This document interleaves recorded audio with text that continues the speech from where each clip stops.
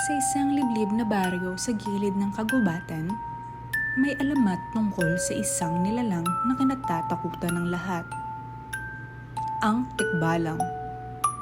Sinasabing ito'y may katawan ng tao, ngunit ulo at paa ng kabayo.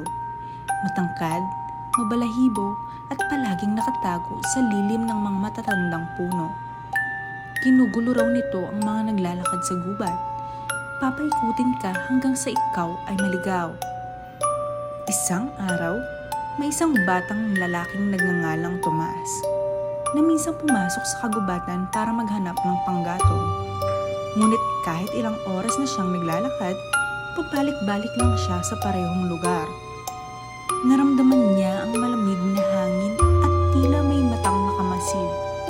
Saka lang niya naalala ang sabi ng mga matatanda, "Baliktarin mo ang suot mong damit para makaalis."